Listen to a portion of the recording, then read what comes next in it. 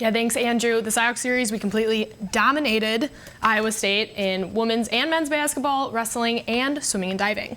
That's right. It was really nice to get a dominating win to cap off the series in wrestling. Yeah, well, as we said this past weekend, as Iowa Wrestling competed in the Cy Series, third period strength is what carried the team to victory over the Cyclones. Redshirt senior Topher Carton not only dominated his own third period, but walked away with his first and only Cy Series victory. Reporter Nikki Crosswhite was there to catch the action.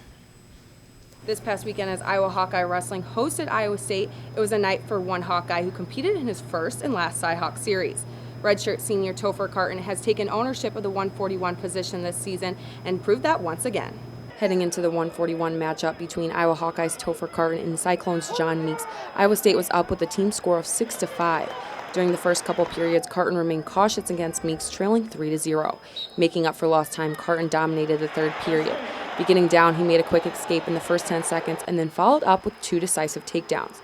Ending the match, fans cheered on Carton as he walked away with the victory in his Cy-Hawk debut. I don't really know what I imagined, but it's always fun to go out and wrestle in front of the best fans in the world.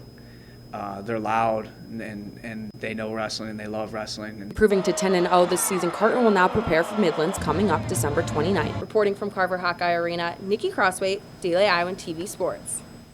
Iowa Wrestling will head to Evanston, Illinois to compete in the Midlands December 29th and 30th. The Iowa track and field team kicked off their season on Friday night with their inter-squad meet. This was the first collegiate debut for a great number of freshmen starting their careers with the women's team. Taylor Cassian has more.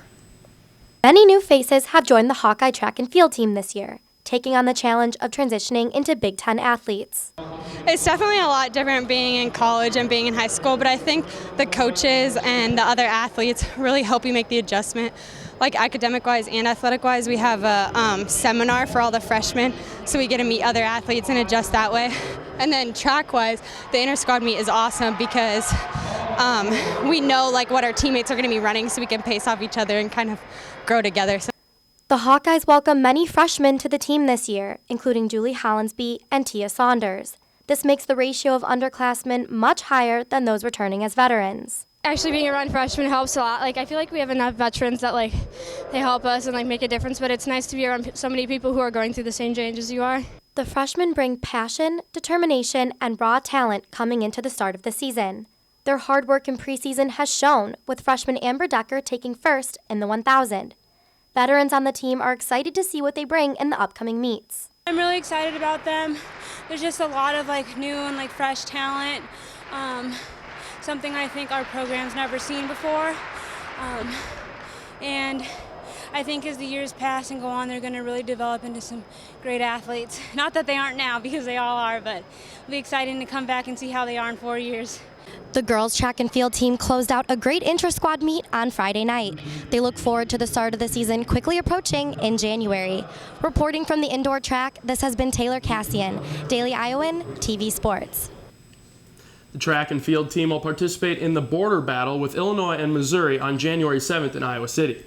It was announced on Monday that Tania Davis has been named the Madness Big Ten's Women Basketball Player of the Week. Davis helped the Hawks beat Iowa State and Robert Morris last week as she averaged 18.5 points, shot 60% from three-point range, and a perfect 100% from the free throw line.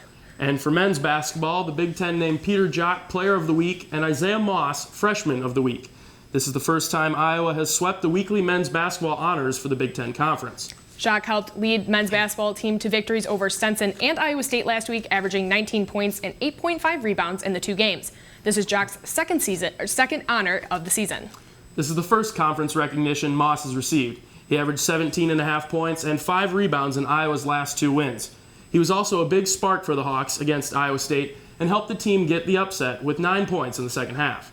This past weekend, the Iowa football team held their annual awards banquet. Running back LaShawn Daniels Jr., quarterback C.J. Beathard, and linebacker Josie Jewell were named to the Roy J. Carver Most Valuable Players of the 2016 season. Beathard, Daniels, Jewell, and wide receiver Riley McCarron and defensive back Desmond King also claimed the Hayden Fry Award, which goes to team members who show exemplary leadership and dedication throughout the year. Katie Sextro and I will actually be heading to Tampa for the bowl game, so make sure to check out DailyIowan.com for all of our Outback Bowl coverage. And make sure to tune in tomorrow for another wrestling feature and find out how some students played Battleship with canoes. Andrew, back to you.